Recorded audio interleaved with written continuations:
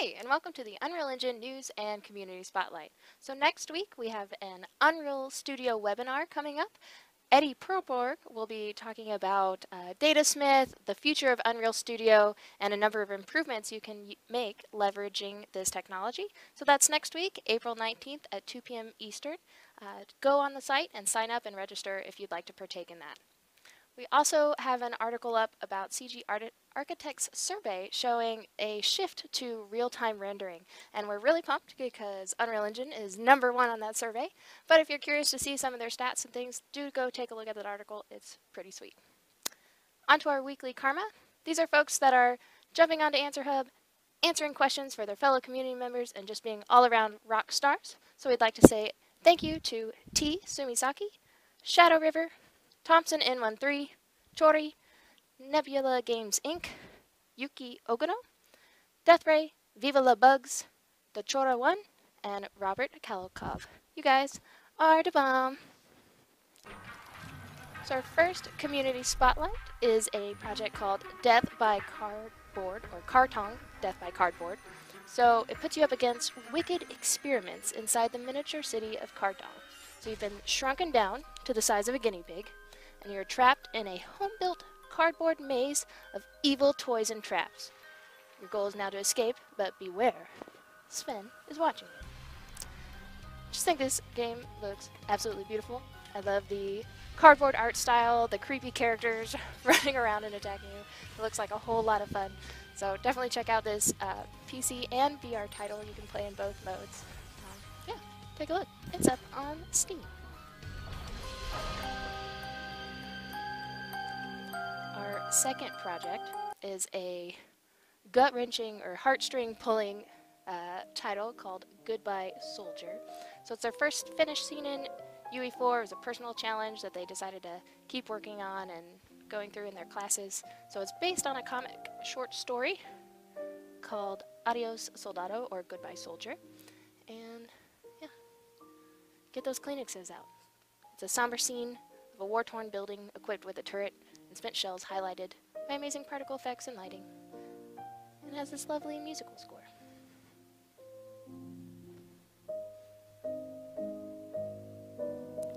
Our third and final spotlight is a project called My Beautiful Paper Smile. It's a psychological horror game. I really dig their art style. It's something different. They're just playing with different types of scenes you can do in the engine. They actually remind me a lot of the Nightmare Before Christmas characters, Lock, Stock, and Barrel. They look really cool, and I'm really looking forward to seeing what else, or as the game progresses, what kind of things you can do and run around and meet all these creepy characters and get all those jump scares.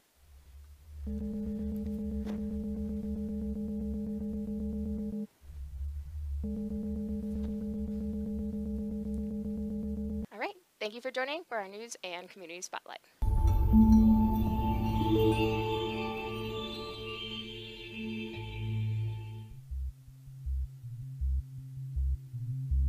Hi, and welcome to the Unreal Engine Livestream. I'm your host, Amanda Bott, and with me I have Josh, Dalvin, and Matt from both Hollow Earth Inc.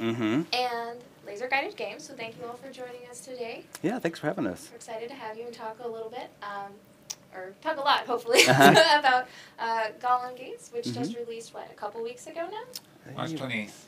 Yep. So I hope that we're really excited for Yeah. you all, and we'll dive into that in just a moment. A couple things. We wanted to give a huge shout out to Auroral Games. They did the countdown that you saw today. It's called Estel Miss. It's their project they're working on. So they're just a small team that's working on this really beautiful project, and for those, if you're interested or have really liked kind of seeing that speed development thing, I think it's always neat to see how people arrange and work on their projects. So if you have a project you're working on and want to try something and send us a piece, let us know. Also, in honor of Golem Gates' release, we're doing a key giveaway over the course of this stream, so keep an eye in chat and try to snag those up so you have a chance to play their new game. So. Cool. Couple quick notes, but yeah, so diving right in, would you all like to introduce yourselves and let us know a little bit where you came from? Sure. Matt, do you want to go first? Sure. He's kind of the head guy, so you know. I'm Matt Olfke. I worked at Epic here Huzzah! for 9 years, and then decided to strike it out in the indie space. And it's actually our second game. The first game was a shoot 'em up with not quite the graphics you're about to see, but for this game, we got Josh to do really good stuff, and we're really excited about it. Yeah, and so Matt worked with Rob McLaughlin a lot on the early part of the game and developing really all the gameplay, all that stuff. So when they came to me, so Dalvin and I are Hollow Earth, and we had been working on a number of projects, demos, things like that. And we're both content creators, so art and audio, and well, Dalvin does gameplay stuff also. But it was great when Rob actually approached me and showed the game as it was running. It was already fun. It was already functional. It was just super like temp art, very ugly, but it was a very, as an artist, it's a very cool opportunity to like, be presented with, here's this thing that's fun and cool and unique, and it's working, and we have network, and we have AI, and we need a story, and we need it to be pretty. So, Nice. yeah, that was a great opportunity for us. Seems like an exciting moment. Just Yeah. like, oh, it's already awesome, and I just have to like embody it, make it beautiful, and Yeah. that's fun. Yeah, totally. And so my background, so I worked I started way back in 2000 on Red Faction 1. That's the first game I worked on. Worked at Volition for a number of years, and then went to Day One Studios in Chicago. And then after that, actually moved to North Carolina and started working in film. Nice. So I've been working in film for the past about 10 years, most of the Marvel films and all the Transformers films, doing very concept cool. art and design for those. Excellent. Yeah, but still did a lot of like contract stuff for games on the side, actually a lot of stuff for Epic. On the side, just always loved games and wanted to get back to that full time. Nice. How about Yeah, you? I'm Dalvin Kang, and I basically have been interning with this guy for like 5 or 6 years. He was a baby. The professional intern. Just doing simple stuff, making music for IPs and mocking up gameplay prototypes. And so I kind of just stopped college to work on this when the opportunity came up. Yeah, Yeah, I made him quit college. yeah.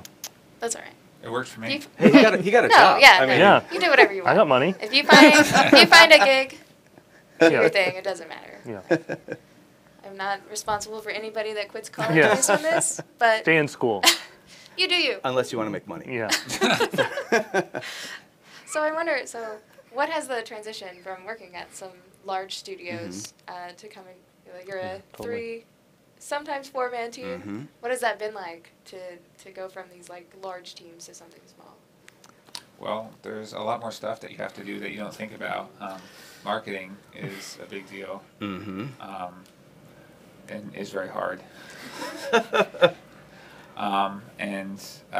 But I mean, the other side of it is that you have a lot more control.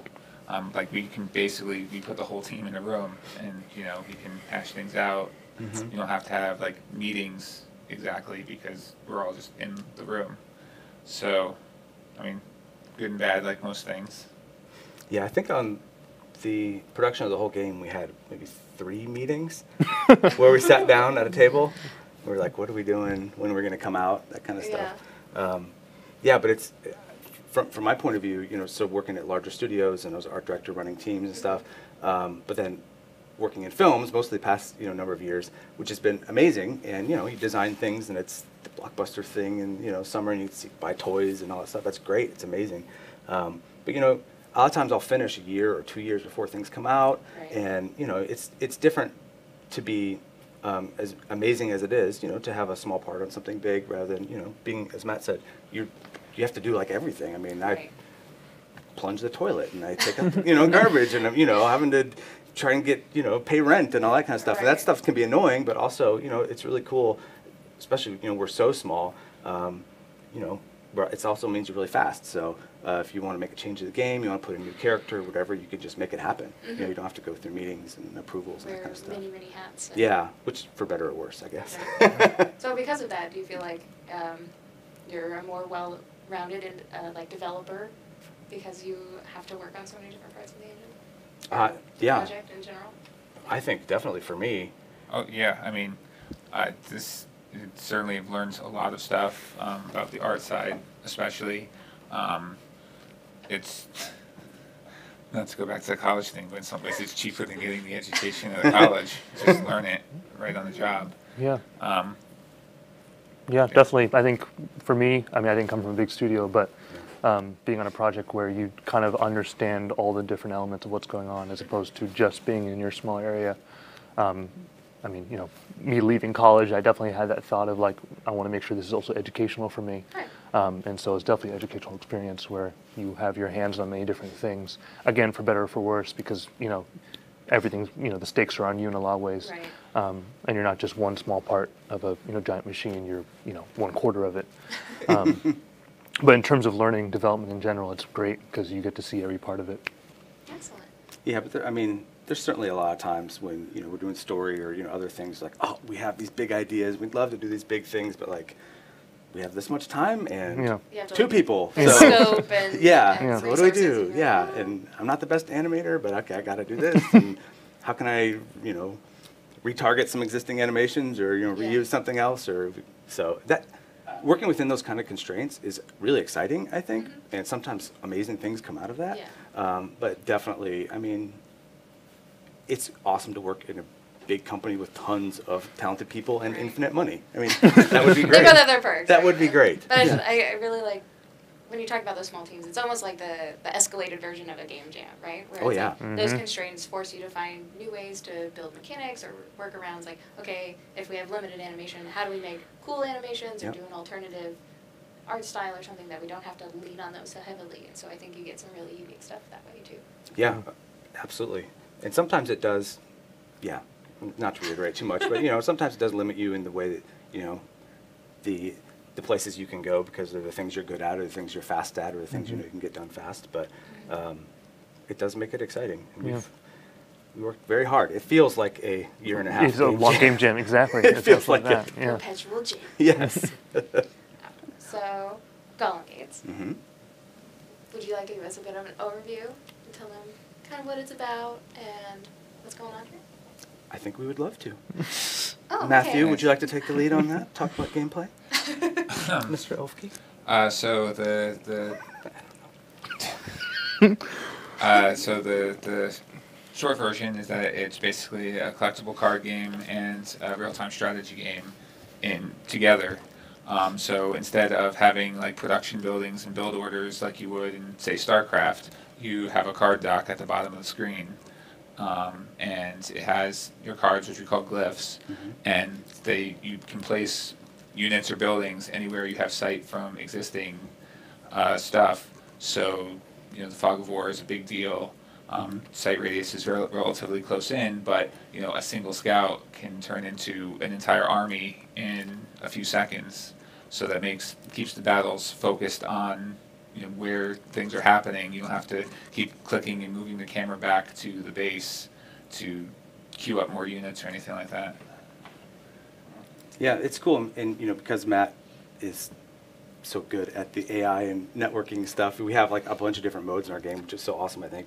So we have a full campaign, we have multiplayer up to 4-player with awesome bots, great AI. We have challenges, the trials there, and survival, which can be co-op. So there's like, for the size of our team, I feel like we have like a lot of content, which is cool. And it's awesome working with talented programmers that are like, you know, you want some feature and then maybe I'll be over at my desk complaining about something. He's like, what? And he's like, oh, all right, I'll make it happen. And he just writes this feature. And it's just now in the engine. It's Just magically yeah, it's so appears. amazing. It's so amazing. That's great. Oh, so we're starting a level here? Yeah. All right, what are we starting? It's a versus match. So I'm fighting against an easy AI so I don't get demolished while we're talking. Okay. Wait, you don't want to get embarrassed on the stream? No, not again. He got beat down by somebody during PAX. Yeah, Some a kid who kept on coming back to play the game. Yeah. He said, I want to beat you at your own game. And I didn't expect him to Really? actually do exactly, and then And then you did. I lost. Let's change the subject. So, Adam, if you're out there, he still has nightmares about it. So what's sort of your inspiration for coming up with Golem Gate? Like, how did this all begin? Well, from a gameplay side, A lot of it was trying to take games like StarCraft, like I said, and move, not necessarily make it less complicated, but move the complicated parts out of like clicking around units and buildings during the game and move it into the cards so that and to a little bit, to a certain extent, a little bit pre-match, so that it's a more even complexity that is easier for people to get a piece at a time instead of having to, oh, I forgot to build whatever, so I already lost the game, might as well hit restart type of thing. And combine that also with some older games like Guild Wars, where you got your new abilities over time just playing the game, and nowadays with free to play, it's all the acquisition curve is very uneven. It feels like you play Hearthstone or a game like that, and it feels like even if I spend money, like who knows when I'll have enough stuff to make a new deck or make a new idea. And so we wanted to do something by just being a single purchase game. We can just give that stuff out very evenly. Every game you feel like, oh, I got a new thing. Let me put it in my deck. Let's see what this does, which makes it a lot more fun in my opinion. Do you feel players are picking it up more quickly too because they can, or it's more accessible because they're able to build these decks in the beginning? So instead of being in the heat of the moment trying to be like, oh, what should I do, and making sure you're getting all your strategy right, you can actually pre-plan and deal with a lot of that kind of in your own time and then join the match. Yeah, that definitely helped, and one of the values in going to PAX was that we could see that actually happen. Like, especially for an indie where you can't just hire 100 testers to go through the game. You feel like those things are true, but you don't know for sure. You try to get your friends and family, but they're biased. You can't necessarily. I mean, they give you good feedback, but you can't 100% trust their initial impressions. But then we went to PAX, and the vast majority of people are picking up the game really quickly. They're not getting confused moving around in random places. They're at least able to quickly create units, send them to attack, and win simple matches, which is really gratifying. Yeah, and there's a really cool element to the game with the kind of card aspect, how they come up randomly on the bottom of the screen. So you make your deck and you come up with your strategy, but it doesn't. It's dynamic how it plays out because it's not exactly like the cards in the order you want. Sometimes it is, and it's perfect. Right. Other times, like you're saving that card for later, and then it doesn't quite work out, and so you try and switch your strategy. But we have over 100 glyphs, and so which is what we call our cards. And so there's a lot of different combinations and kind of types of decks you can put together, Right. Which is so interesting, and is so you play against certain number, like we would play against each other in the office, and we got used to playing, against our strategies. And then, when we early on, we were actually in early access, and it was so fascinating seeing how other people play the game, and in some ways scary because we were like, that's not how you're supposed to play, They have this giant, enormous base. You're supposed to be more aggressive, but then, being able to see what people do that you wouldn't expect. Which I know we were just discussing, you guys see on Fortnite, and you've seen other games too. It's like, I never thought people would do that. That's amazing. But then you have to kind of try and balance that out with, okay, how is it still balanced? Is it still fun? Is there a way to counteract that? And in a lot of ways, our game is kind of fast-paced chess, I think, with the escalating battles that happen, and this card is better against this card, and the rock paper scissors kind of thing. So it's pretty dynamic. I feel like each battle feels pretty different.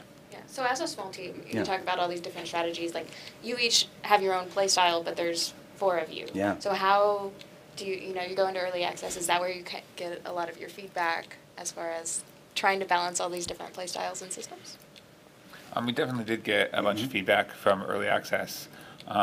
People, like Josh said, trying, like we had the turtle guy who made the giant base, which was at that time a little overpowered, but like we introduced some new things to take care of it. We had to nerf him.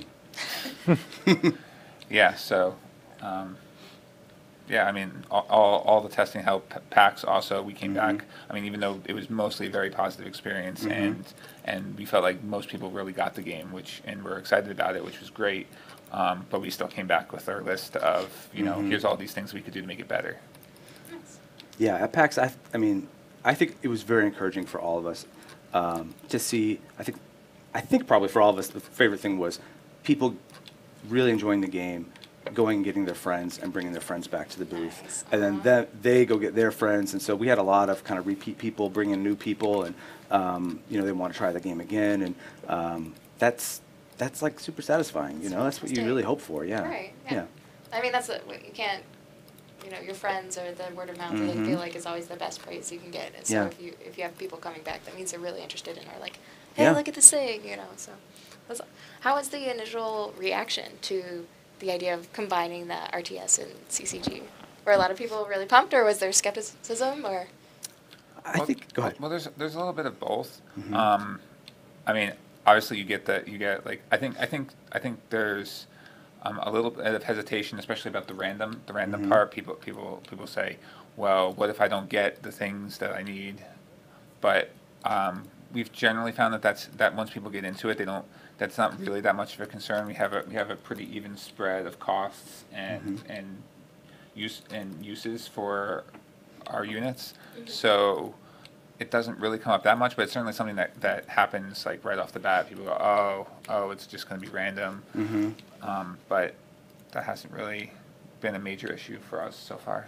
Yeah, it was interesting, specifically at PAX, kind of trying to give that initial pitch to people, because I'd see the TV and, ooh, what's this? And some people walk by, oh, it's a MOBA, or other people, oh, it's a tower defense game, whatever. And they're like, they ask questions, and, we tell them it's a combination of things, and it can feel a little bit like, when a young person who doesn't know much about games has an idea for a game, and they're like, it's like an RTS with first person that mixes in dancing and all these things, and you're like combining them all, and it's like, okay, does that work?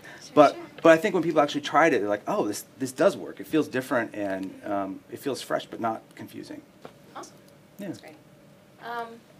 So were you all very familiar with UE4 previously to diving into this game? Well, I was at Epic for 9 years, so I'm used to UE3, and Ron, so UE4 was coming out just as I was leaving. So, but it's mostly the same type of architecture, so it was easy for me to pick it up. Yeah, I in the past had used in-house engines, and then a competitor's engine I used on a previous game. But I had always been wanting to get into Unreal, and I actually have a lot of friends that work here, and so it was great to finally actually get in and use it. And from an artist point of view, I mean, it's just awesome. I mean, you can make so many things. It's so robust.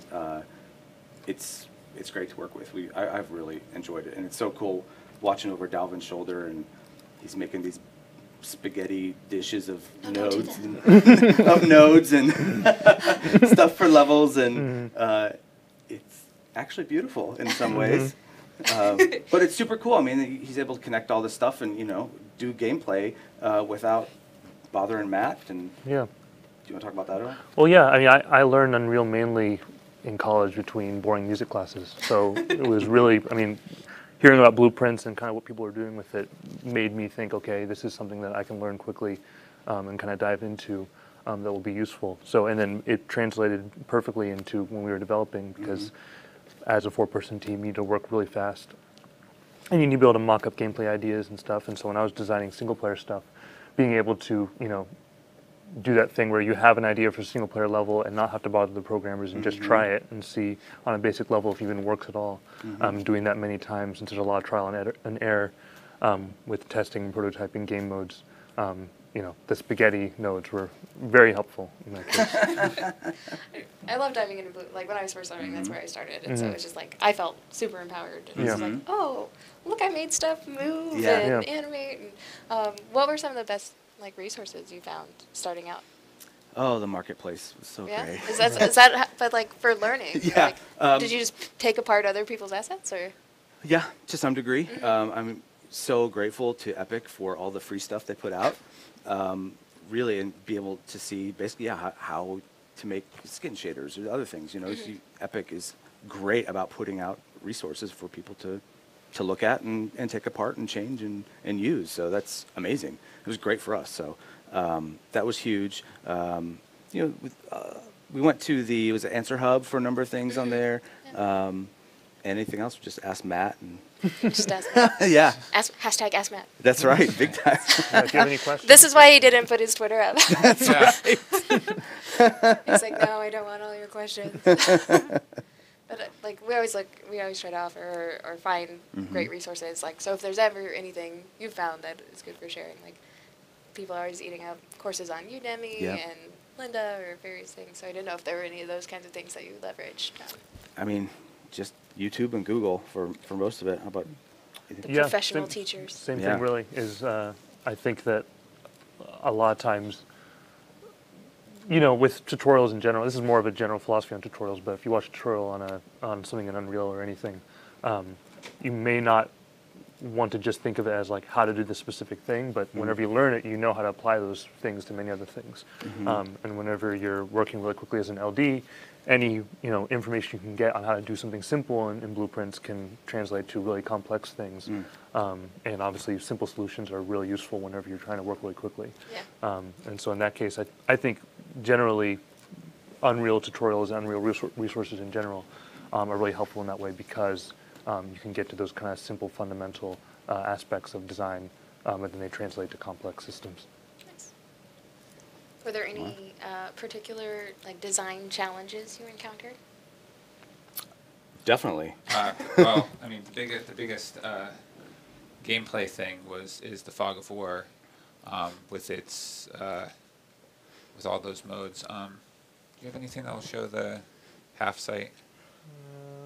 Guess Not not. my hand. I can start it from match though. Well, that's whatever. But like you can see, like it's shifting in all the places. We had to make so at least in our version of the engine, like making a new post-process pass of this complexity required actually modifying the engine. So I had to go in and add a new post-process so that we could basically draw all of the vision spheres into a separate buffer to then project them onto the scene with basically team encoding. So because you can, when you play like a 2v2 or something like that, you can see your allies' vision and you can see what they see, but you can't use it to play glyphs. So there's basically like fully visible, kind of sort of visible, and then the fog, and then there's also the interpolation with the grid there, and the grid is team colored. So there's a lot of variables in there. So we needed to get that in, and then from a gameplay point of view, I also needed to network it so that you can't cheat and see your opponent's stuff through cheat engine or whatever when they're hidden by the fog. So networking code was a little easier to manipulate, although some of that might just be because it used to be something I did a lot when I was here the last time. But like the fog is like, and Josh can talk about more about it from an artistic side. Like the fog is probably the single biggest mechanic in the game aside from the cards themselves, because it basically represents how you use them. Yeah. So when in the demo that Rob and Matt initially showed me, it was, there was the fog, but it was just kind of just dark, and so we knew that this thing was going to be on the screen all the time. In a lot of ways, was kind of going to be our visual hook, just because it's always on the screen, and so wanted it to be interesting. Wanted to, there's a lot of information it has to convey, but not too confusing, not too distracting, but enough just so that you look at it and it's like, oh, I know what game that is because of that. That's the visual hook. Yeah. And so we had conversations about what that would look like. I did some kind of mock-ups of that, and actually Dalvin basically did a. Do you want to talk about how you created it? Yeah, I just took it from the marketplace. No. So yeah, it's a post-processing effect, and so it's basically there's a number of things. Matt kind of mentioned a little bit. There's multiple textures that are projected onto the world that are panning, and then the distortion is based off of modifying the pixels on a sine wave, but it's based off of a mask that's going across the screen. And then if you notice, we have this grid texture and some topography stuff, and so that's tied to team colors. Whatever team you are, the fog of war itself kind of gives you that feedback. And then also one of the things was making sure that the edges are noticeable, so you notice that the grid is brighter around the edges. But yeah, we kind of wanted it to convey a type of sci-fi feel, and kind of, since you're going to be seeing it all the time, for it to convey a type of mood. And so definitely was one of those things that, as you said, is tied to what the aesthetic of the game is. And we also use that kind of as an anchor point for our story and all that stuff as well. So we call the fog the ash, and the idea is that it's this kind of living nanotech cloud that's over kind of everything. And so through the single player campaign, it's kind of where that came from, who created it. You as the Harbinger actually come from the ash, and so how's that work? And so yeah, I think it's pretty unique. I think we did a lot of kind of tweaking to well, that's too visible, not visible enough, it's too dark, whatever. And so hopefully we hit it in the sweet spot. But I guess we'll hear feedback from people, I'm sure. Right. Totally understand. No, it might be really cool. Yeah, we'll talk about that later. It'd be cool to see like a write-up of it, if that was something you were willing to share. But as being a small studio and working on all these things, do you have any advice you would offer to other small teams trying to make like big projects, and what things can they leverage to improve their workflow or improve just like overall success? Yeah, what I think, Matt, were you going to say something? Sorry. No, go ahead. From an art point of view, I think there can be a tendency to keep tweaking and tweaking and tweaking things for a really long time to get them just perfect as an artist. And I totally get that and understand that, desire, you want things to be as good as possible. But also you need to finish things. And so sometimes, you make compromises. Sometimes you think of what's the fastest way to go. And, it can be the difference between having a product out on Steam or not. So I would, encourage people, artists, if you're looking to be a part of a small team,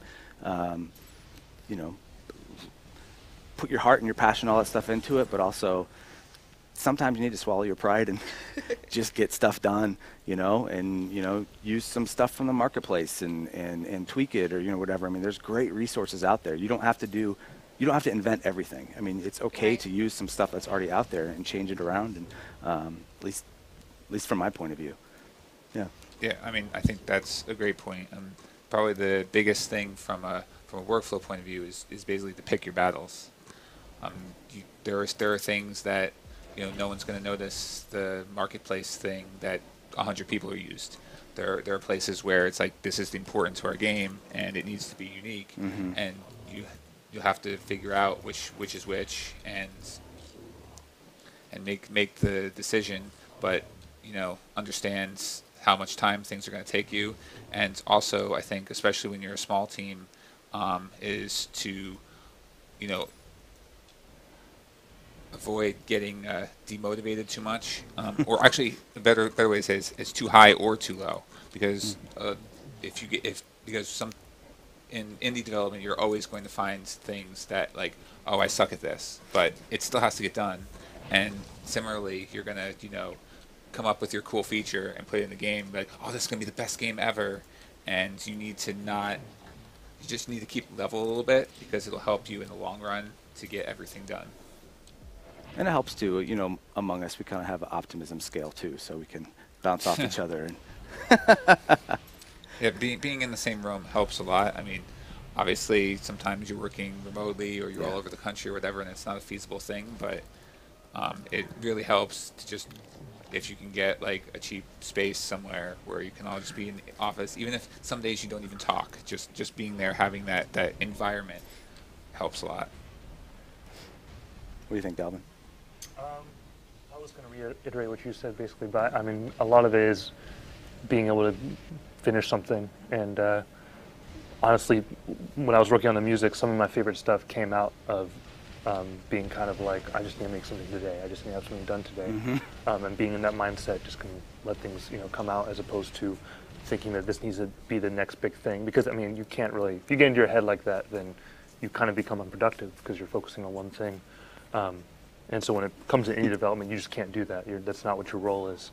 And so thinking not myopically and thinking in terms of the entire game when you're working on a specific thing, I think is something that's really helpful. Yeah, which is cool. And I think also along those lines, sorry if I'm Go ahead. going on, but touching on both those things, I think even having, you know, a small team, I mean, I feel like we're kind of a unique situation. I mean, most of us have a lot of experience working in games, and but we have, Dalvin has a lot of talent and potential and such. Moving on. So anyway, so but there is really cool stuff that happens just from inspiring each other. And you know, new gameplay feature, whatever. Dalvin will do some music, and I know when I heard the main theme he did for the game, it was just like, you know, I could just see the whole game. You know, And like that's what what needs was to look like. playing over the countdown. Yeah. I don't know if I mentioned that or not. Yeah. But so Yeah, man, the middle part of that song I think is like just so amazing. But it's just like I see the whole world. I can see what it feels like and where it's supposed to be, and that is so exciting to be around. You know, that kind of just to be inspired by the people you're working with is amazing. Yeah, and I don't know if this is good advice, but generally, I'll say from the experience of working on a small team, it really is great. Also realizing that you don't have to come up with everything, and that True. if you're focusing super hard on one part of the game at the moment, that you can rely on other people. Where, you know, if someone has an idea and you're not sure it's good or not, you can kind of trust them. You know, if you work with the right people, you can be in a position where, I mean, I know with Josh being an artist, there's times where you just have to think, okay, I can't imagine what this will look like. I have no idea what it's going to look like, but I can trust his intuition and make music alongside that. And so if you trust each other in that way, that can be really helpful. It just comes down to love, you know. Yeah. I mean, you just really gotta love each other a lot, yeah. and then it all happens. It's all about communication. communication and love, and so much. You guys did say you were going to cry in stream. We're just getting there. We've actually had a couple of questions coming in. Cool. They're curious, how long have you been working on Golem Gates? Year and a half. And Year and 4 months. all of that was And the art side, the content side. development? Okay. The content side. Oh, yeah, so I guess full time for 4 people was about a month and a half. I mean, a year Whoa. and a half. What? Years and a half. They're so helpful. A year and a half, and then I and Rob worked about part time, about half time, doing tech and research and gameplay development for about a year before that. Okay. So a couple of years. Yeah. Yeah, roughly, if you said development time was 2 years, that's pretty close. Might be close to accurate. They're also wondering, so they asked, are you using pawns or characters for the units in your game? The units are characters, and the buildings are actually pawns. Interesting. Because basically the buildings don't move, so they're off of a different class, which is one of those things where it's kind of each way has its pluses and minuses. Because having a separate hierarchy for buildings and pawns is kind of annoying when you're trying to share stuff like health. But on the other hand, it has made some things easier. Like the buildings need to interface with the path network to get people to go around them, but the units don't. And so being able to split that off is positive. So it's always those kind of decisions I feel like are always more of a each way is going to have its positives and negatives, and just pick one and don't second guess it too much. Mm-hmm. Do you want to talk a little about how everything on screen sort of interacts with each other? Well, so on the back end side. yeah. So well, the buildings all carve out polygons on the path network so that the units will treat them sort of like blockers. They have a little bit of internal geometry, like a small a block that is considered pathable, so that we can path directly to them, and pathfinding doesn't get confused. Because if you just block it out as if it were world geometry, then if you try to path directly to it, then the pathing will get confused and not quite get there the way it should, which I probably could have done some better work on. But anyway, and then for the units themselves, they use the crowd pathing stuff to try to avoid each other, which works most of the time as long as everyone's moving. When you kind of do a worst case of sticking units in front of other units and then moving only the back ones, it can get a little janky, but for the most part that works out. And at the end of the day, we let same team units walk through each other if they have no other way, just so that, because otherwise it's a bad player experience when you block yourself out of things. Let's see. If you have more questions for them, feel free to jump in here, folks. They're being bashful.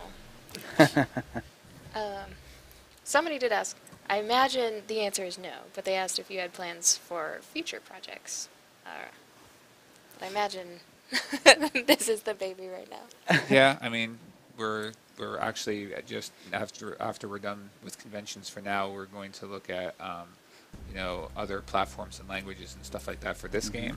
But beyond that, yeah, Who knows? could be anything. Future platforms. Ooh.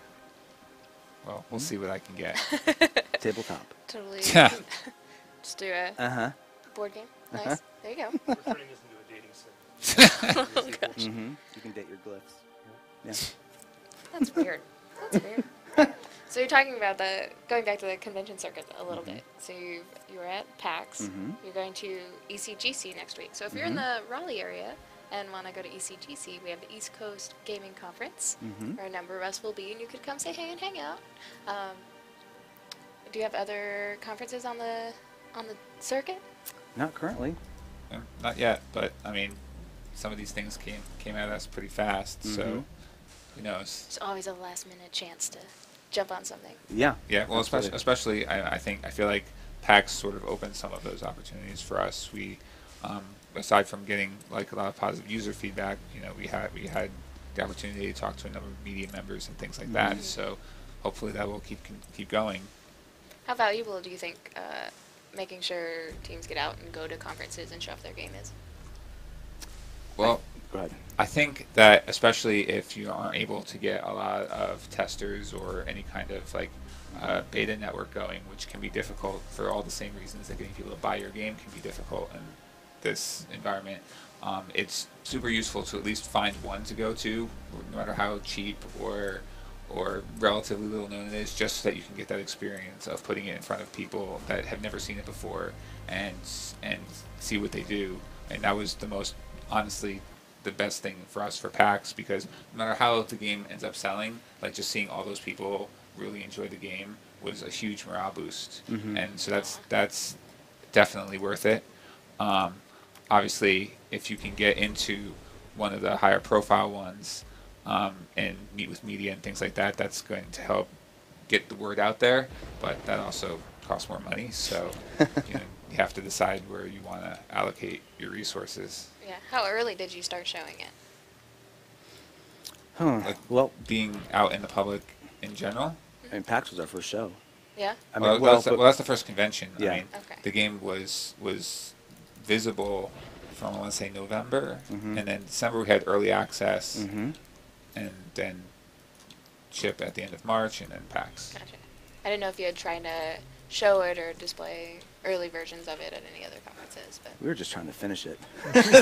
understandable. Yeah, well, we looked at a couple of conferences to consider doing it, but it was one of those things where it's like we might have been able to go, but would the game have been in a good enough state? Like it was, because I mean, like Josh said, this game came in really hot, so I mean, we probably could have shown the multiplayer at an earlier conference, but it kind of was one of those things where it would have cost a lot of money, and we're not necessarily putting the absolute best foot forward. It's probably better to just like go to one later that we can really put all of our focus on, rather than trying to send it out all the time.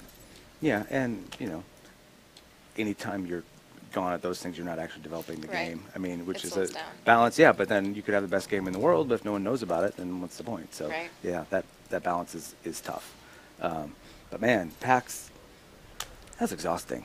That was so exhausting. It was great, but whew, it's a lot of Gotta- talking to people and Yeah. A lot of talking. constant noise, and it's great. No, you're supposed to encourage people to go. Hey, I'm it's kidding. great. And we met It a ton is. of awesome people. They And are, yeah, they but- are a lot of work, and you have to definitely be prepared for that, and Yeah. you know, especially again. I mean, anticipate either not sleeping or be like, I'm not talking to people after this time because I got to rest so that you can talk to them all day. And, Yeah, you get to know members of your team even more in situations like that. So. Yeah, like when they're throwing up at 2 a.m. because they're sick in the hotel room. That was Can't me. sleep. I got food poisoning the first night. So oh horrible. no, that it exploded. It was not not the best. oh gosh. Poor Dalvin. Trying to sleep. Oh my goodness. I came out and he's like under the covers, whatever. I'm like, I know he heard all that horrible exorcism happening in there. Yeah, game development, guys. Game development. So we have a couple more questions. Did you have any contractors contribute to the game, or was it you did? Yeah, we did. On the art side, a number of contractors, some for, well, one or two for some concept art early on, and especially earlier on, we had contractors for some of the models, for characters, a couple of the buildings. So yeah, definitely. I mean, I don't want to give the impression that like I did it all myself, because certainly there were a number of contractors and stuff from the marketplace as well that we kind of altered. So Yeah.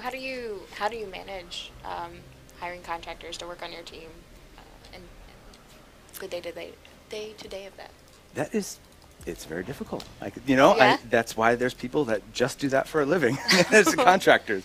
Because, yeah, I mean, it's, you know, you're trying to convey the vision of what you want to somebody, that, you know, the specifics of poly counts and all that stuff. And then, you know, sending off to another animator, or just sometimes people work in different programs, and it can be a lot. So, and especially, you know, when you don't already have a pool of contractors that you know and trust and have a Right. relationship with, a lot of, you know, early on was testing people out and trying to find those people that could actually produce and weren't, you know. So would you give them art tests or things to see if they were No, good, so- or just like, go ahead. I'm sorry to interrupt.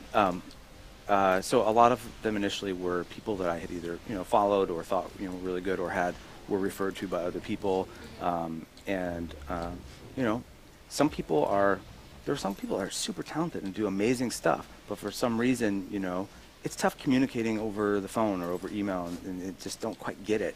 Right. And so it just it doesn't work out. And other people, you know, we ended up using a number of people in South Korea, a guy in Israel. Those were like our main contractors on the art side. So yeah, and especially near the end, I would love to be able to get some more animation and stuff, but yeah, you do what you can. What's the time frame normally, like on those kinds of contracts? Obviously, it depends on your project and all those kinds of things. But for you all, did you try to have them on and do a number of different things, or would it be sort of one-off? We kind of tried to work. Well, usually they're all kind of one-offs, and then we would. You know, there's that period when you're developing games when at the beginning it just seems like so slow because you're preparing like all the stuff. You know, you're trying to find all the contractors. You're developing the look of things, and then you know you're sending it out, and then the snowball starts to slowly kind of get going. And so you know we would have. I don't know. It depends on the person how fast they would go, but I would generally try and be working ahead enough so I could have a handful of things out to different people, and then I would put them all in, make any changes that might need to happen. But then it's amazing because by the time you're at the end of the project, I mean, you can just make things super fast. I mean, stuff just because you have this whole library of things, the look, the style, all this stuff, and you can just you can make stuff super fast. So, yeah, in the beginning, I always felt nervous, like Matt is thinking I'm some slacker or something, I'm working so hard, but there's not assets in the game yet, It's like, okay, we're getting the design, we're getting the stuff, I promise it's gonna come, it's gonna come. Right. But then, near the end, it's just like a whole bunch of things just plop in the game, and it feels so good. Yeah. Nice. So they were asking,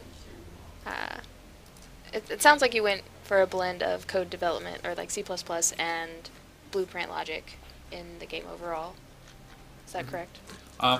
Yeah, for the most part. I mean, basically, aside from level scripting, which was basically all blueprints, we generally went with the gameplay code being in code and leaving blueprints for effects, like visual effects, sound effects, and things like that, those kind of triggers, because I find that blueprints works the best when you can fit the whole thing on one screen. And so we tried to simplify tasks as much as possible, make new code classes when necessary in order to simplify things. But for the level blueprints, because of all the interactions with the levels, it's just you just have to do it. So we just relied on Dalvin to organize well. Nice. And it sounds like it was spaghetti.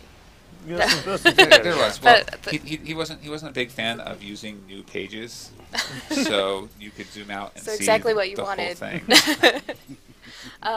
They were wondering what if you could approximate the ratio of code versus blueprint usage. Do you have an estimate? Or I I know it's a tricky question.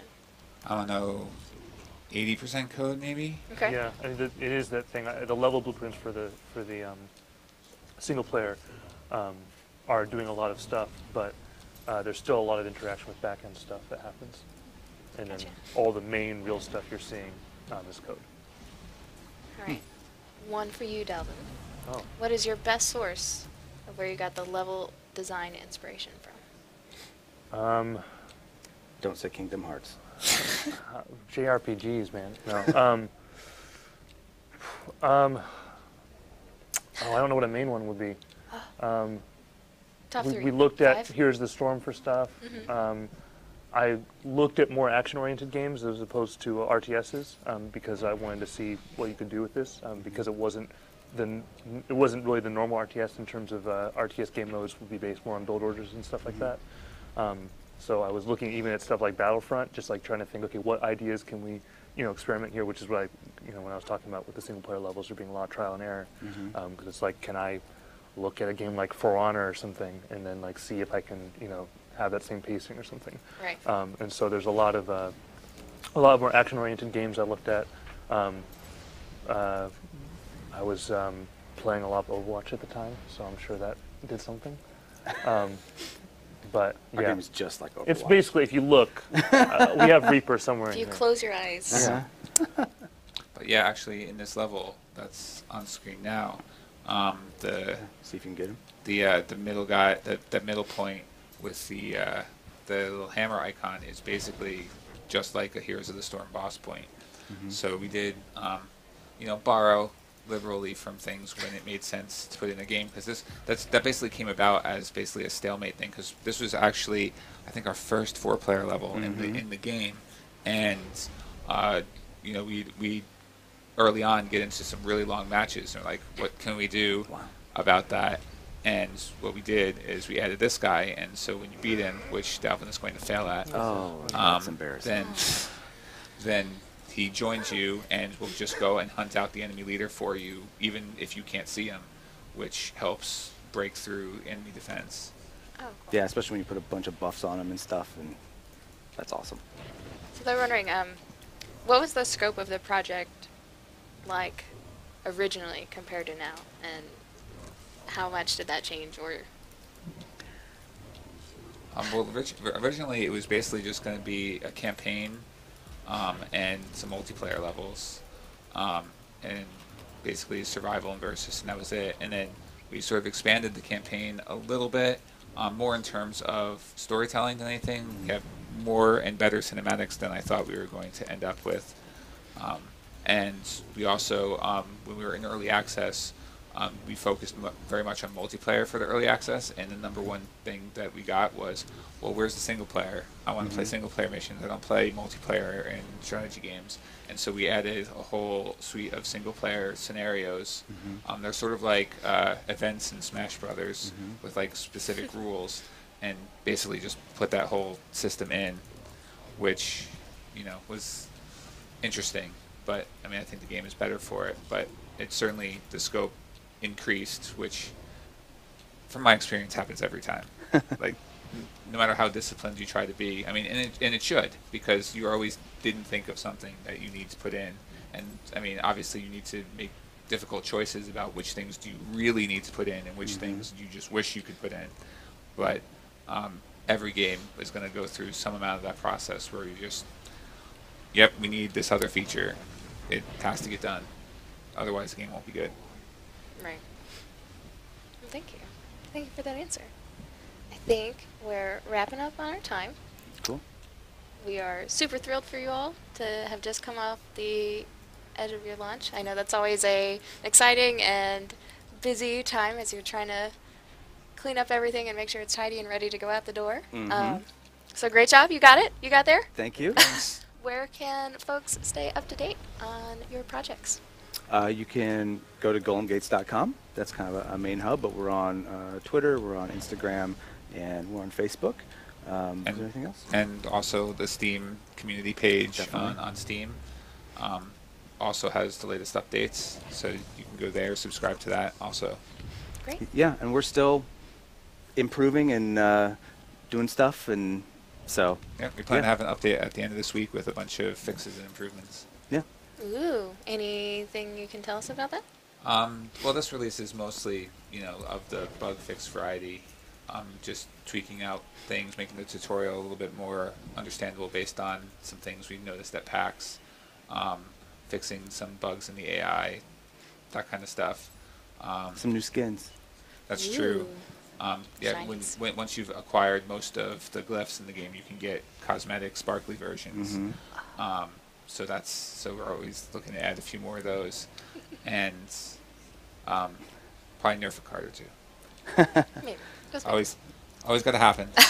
it's true. Yeah, with the skins, I have to say, I kind of got beat down with initially was thinking that the alternate skins would all feel like in the universe and, all fit in, but over time, Matt kept pushing me, and now, like, we have one now, he's basically a clown with a big lollipop. So, yeah. Amazing. Yeah. Well, we have that to look forward to. Yeah. Excited to see that. That's right. Thank you all again so much for joining us. Yeah. I wish you all the success for Golem Gates and excited to see where it grows and changes. Thank you. Yeah. A few things. If you have feedback for us, I dropped in the survey in the chat. Please fill it out. Let us know what topics you'd like to see in the future, how we're doing, all that jazz. Always check for your local UE4 meetups at meetup.com/pro/Unreal Engine. Lots of great folks doing things, hopefully in your area. We love seeing what the community's doing. And submit your projects to the NVIDIA Edge program so that maybe you could win like a 1080 Ti or something. So, check it out. Do those things. Thank you for coming and joining us. And we'll see you all next week. Thank you. Bye. Thanks.